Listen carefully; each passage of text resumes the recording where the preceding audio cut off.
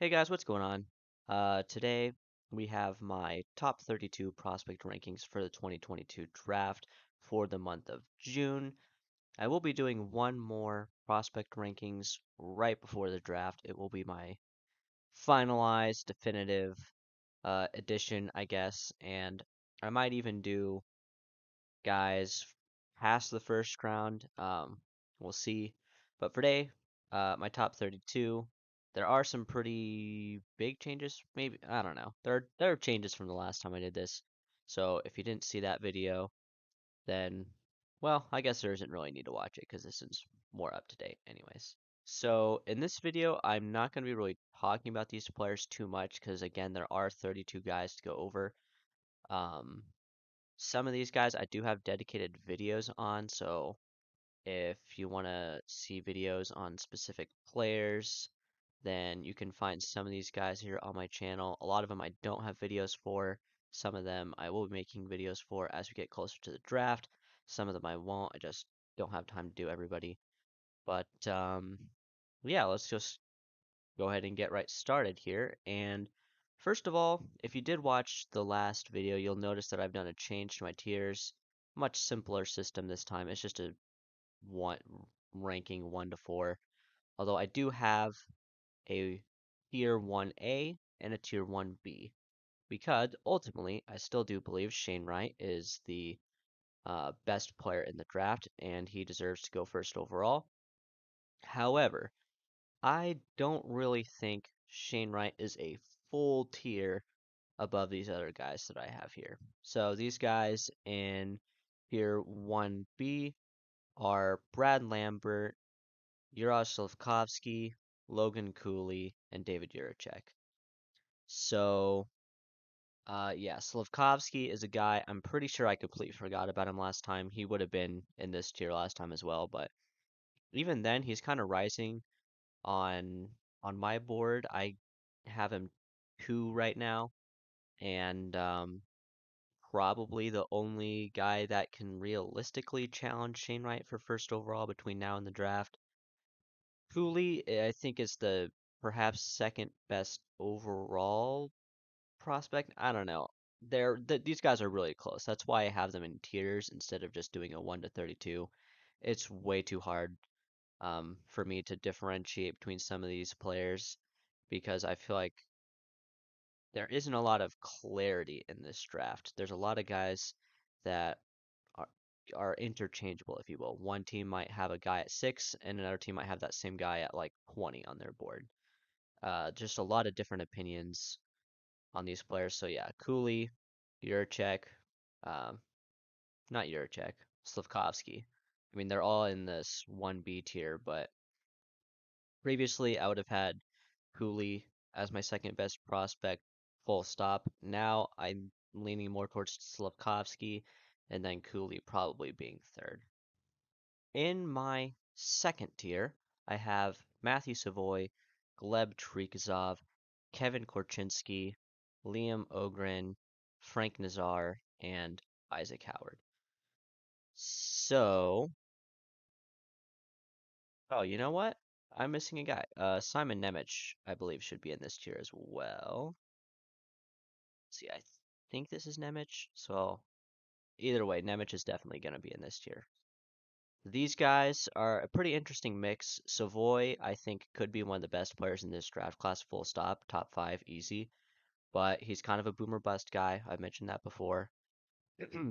Trikazov is really elite offensively, but again, he's Russian, doesn't play good defense, so I think he's going to get drafted a lot lower than this. But talent-wise, he's right up there with the best of them in this draft class. So I don't really have too much to say about the rest of the guys in this tier. Simon Nemec is pretty notable. I'd have him a lot lower than a lot of other people do. He is my second highest ranked defenseman behind Juracek. And so I do have him above Korchinski overall, but I do have them in the same tier. I'm not quite as sold on Nemec as a lot of other people are. But I don't know. We'll see. Maybe I'll do a dedicated video on him and I can explain that a little further. But Yeah. Until then, moving on to tier 3. Now, as I list these guys off, they should be in the same order as their pictures appear in the tier list, going from left to right. So hopefully I didn't mess up and they're all correct, but let's just start listing them off. So we have Jagger Firkus from the Moose Jaw Warriors, Owen Pickering, Nathan, is it Nathan Gauthier? Is that his first name? The Gauthier guy.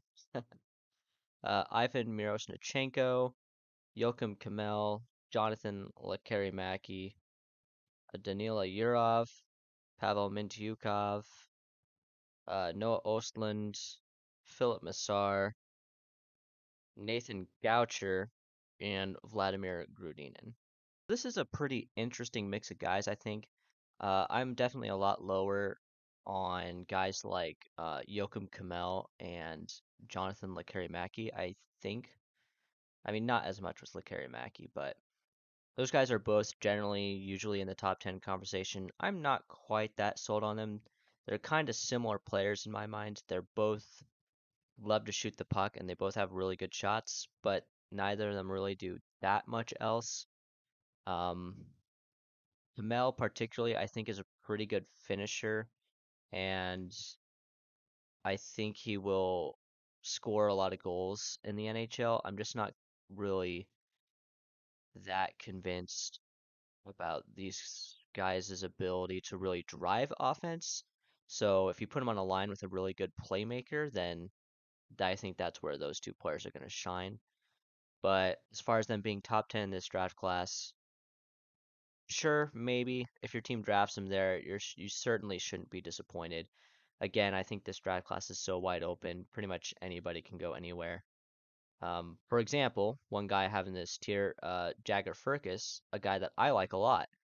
Um, he's generally ranked like late first round, early second round for most people, and I can definitely see that, but he's another kind of boomer bust guy. He's a bit risky, but if he hits, I think his upside is pretty high. So he could become a pretty good player out of the late first round if that's where he ends up going.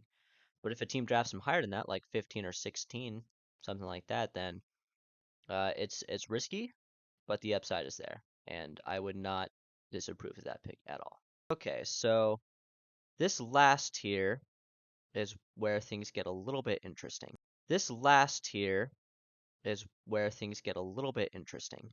I have some guys in this tier where I disagree with the general consensus by quite a bit. But before I get into that, I want to note how this tier is labeled as 4A. The reason I did that is because in reality, I have a lot more players in this tier than just these 8 guys.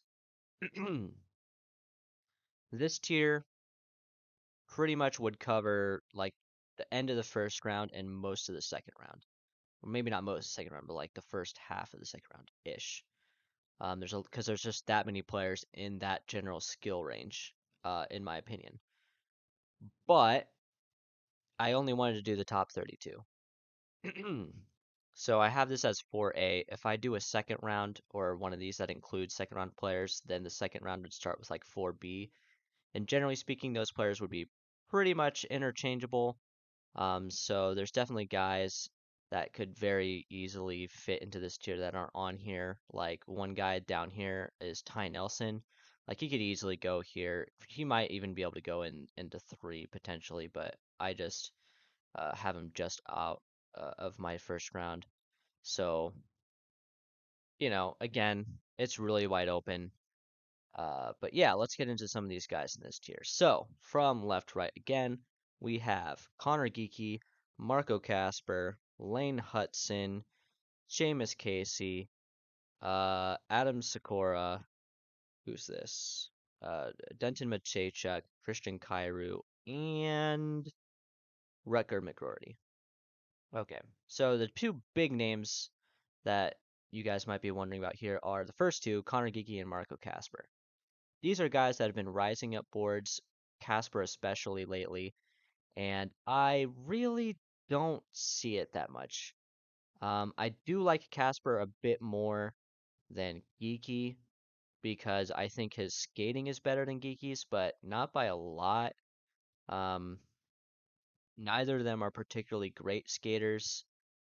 Geeky in particular struggles. He doesn't really do anything at speed either. He has to slow it down if he wants to, try some like stick handling maneuvers or like do anything at a high skill level. He can't do that when he's skating at max speed, generally speaking.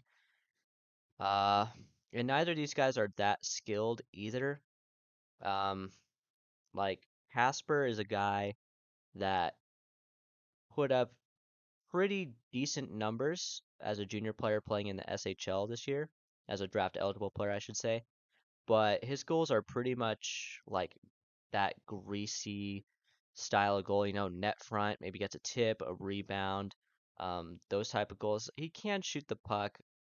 Both these players can shoot the puck like decently well. But generally speaking, I'm just not really that sold on their skill level. So I'm not really that, what's the word I'm looking for here?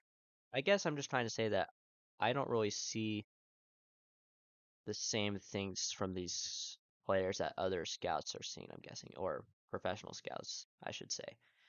Because I've seen Casper like as high as 8, and I mean, you're having him at that point ahead of guys like, I mean, maybe not ahead of, but right there in the conversation with like Matthew Savoy. And I mean, I think the skill difference between Savoy and Marco Casper is humongous big.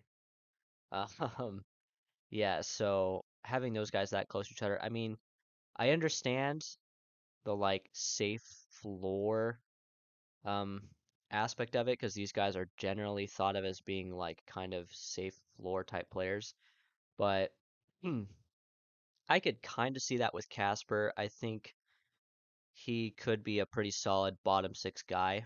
I don't think he'll ever really be much more than that though, like kind of a grinder that can contribute offensively, maybe like a third line guy. Uh, Iki, I don't even think his floor is that safe, to be honest, because his skating is that big of an issue for me. Um, if his skating doesn't improve, I don't know that he's going to really stick as a solid bottom six option. Um, it doesn't have to improve that much to play that role, but yeah, so I mean, I don't know. If you have strong opinions about one or both these players, go ahead and leave them in the comments. I'll try to respond, but yeah, they're just guys, and this is part of my drafting philosophy too, right? I prefer going after guys with high upside. Now, if one of these guys is available at like 28, 29, sure, draft him. That's a good pick in that range. But I get the feeling that both these guys are going to go higher than I would be comfortable drafting. Okay, guys, so that will be it for this video. If you are interested in seeing a mock draft that I did on a website, like a virtual mock draft, I didn't make the picks, the computer did.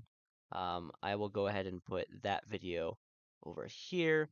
I also used the same mock draft and did it 100 times and averaged out the results. So I will put that video over here. Go ahead, like this video, watch those videos, like them. They're pretty good videos, I think, and have a nice day.